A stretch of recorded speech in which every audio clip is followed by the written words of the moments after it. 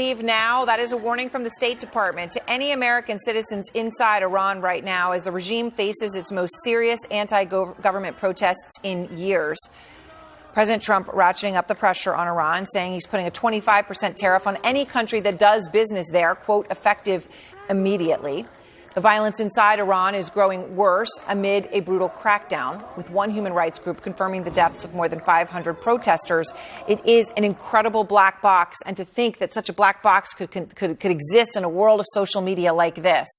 But Jumana Karacha is out front, and I want to warn our viewers that some of what you're about to see in her report may be disturbing.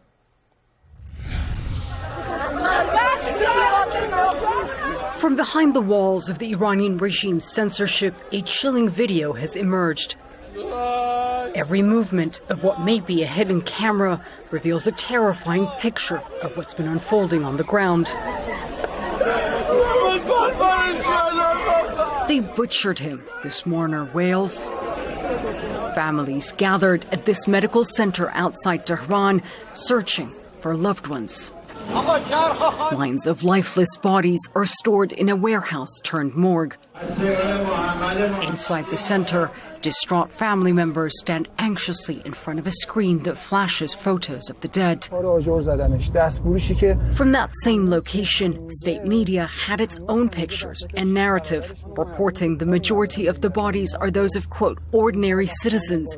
They blame their deaths, like the protests, on foreign-backed terrorists carrying out what they say are indiscriminate killings. These pictures the regime decided to air, perhaps a warning to those who dare take to the streets.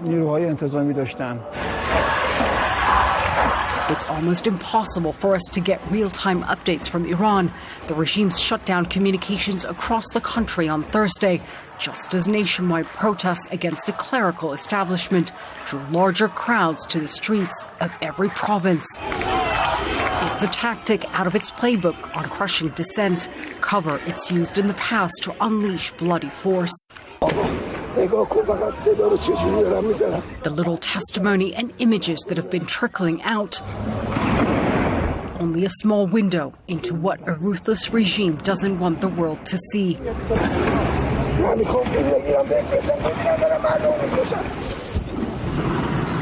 Video like this that purportedly captures the feared state security forces out on the streets is slowly surfacing, sent out by those who are risking their lives to get it out.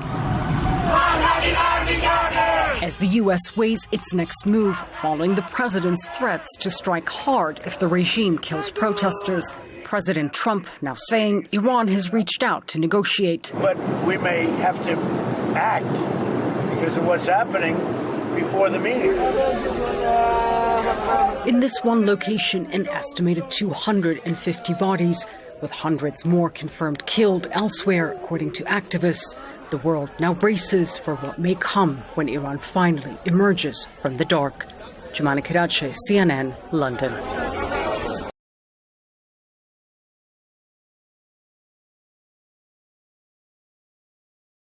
Iran's internet blackout has now persisted for 4 days. The countrywide communication shutdown is making it difficult to even assess what's happening on the ground. I know you have family in Iran. What have you heard from them, if anything? Thanks for having me, Jake. Yeah, I have family in Iran. I have been in touch for years with dissidents on the ground. And unfortunately, for the past 4 days, it's been a complete blackout. I mean, we're getting pieces in bits and audio bites and clips of videos that are sent to us only because of Starlink, and even that's being jammed.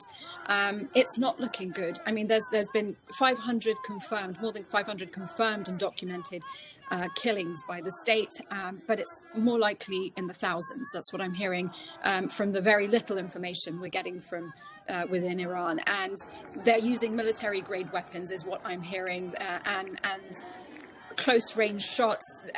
This is really a youth-led movement, and for the past few years, at least, there's always been some kind of a demand in every protest, whether it was the 2009 movements and for reform and women's rights in 2022 and the Women Life Freedom movement.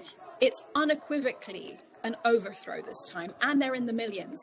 Even with a blackout, and they shut out the electricity, leaving them in the dark and with no way to communicate with the outside world, they shine their phones in the air and create this wave of light, showing that they're in the tens of thousands, hundreds of thousands, and millions across the country. What do the dissidents, what do the people on the ground in Iran who want freedom, who want democracy, who want basic human rights, what do they want the West to do other than issue statements? Because I'm sure that's not enough.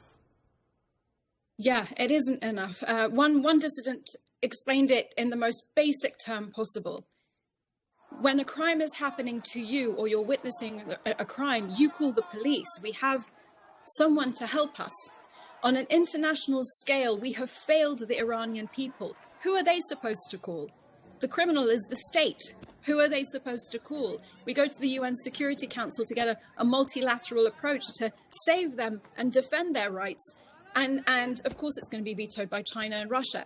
How do we save these? How do we protect that and defend them? They need help. And we need to do better. We need to reframe the way we look at these things. And what we have in place right now as far as international law is not helping them. We've failed. So what should happen, do you think? What do you want to happen? I mean, there has been talk that President Trump is looking at potential military targets. Obviously, you know, he ordered the attack on Iran's nuclear facilities, so I'm sure it's not out of the question. What could he do that would help? I mean, the only thing that can help is that's what the Iranian people are calling for, which is, you know, stop the people who are killing us at close range. And they're in the thousands now. And if we don't stop them, then it's going to continue. And they've already shown that this is not a legitimate regime. It's not a regime that represents the people.